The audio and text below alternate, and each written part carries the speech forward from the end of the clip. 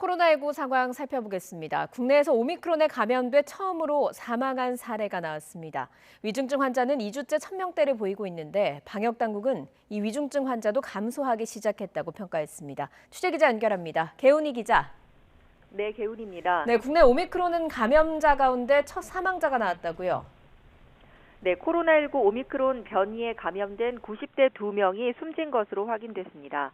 광주광역시는 코로나19 오미크론 변이에 감염된 90대 여성 2명이 치료를 받던 도중 각각 지난 27일과 29일에 사망했다고 밝혔습니다.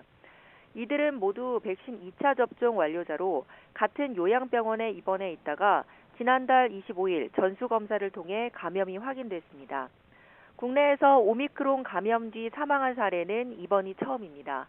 방역당국은 또 해외에서 입국한 오미크론 감염 확진자 가운데 70대 1명이 위중증 상태라고 밝혔습니다.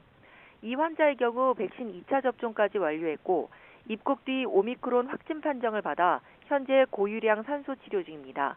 이런 가운데 오미크론 변이 감염자는 하루 사이 111명이 늘었습니다.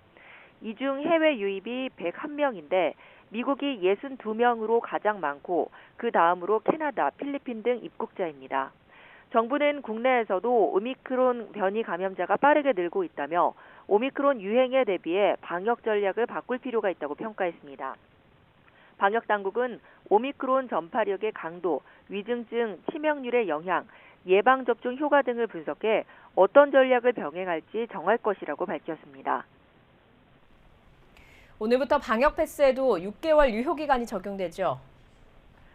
네, 백신 패스 유효 기간은 백신 2차 접종 14일 이후부터 180일입니다.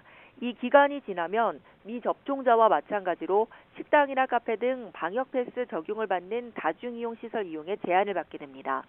하지만 3차 접종을 한 경우엔 접종 즉시 백신 유효 기간이 연장됩니다. 혼란을 막기 위해 이번 주 한 주는 과태료 없이 계도 기간으로 운영됩니다. 사적 모임 인원을 4인으로 제한하고 식당, 카페 영업시간을 오후 9시까지로 하는 현행 사회적 거리 두기도 2주간 연장됐습니다. 지금까지 사회 2부에서 YTN 개훈입니다.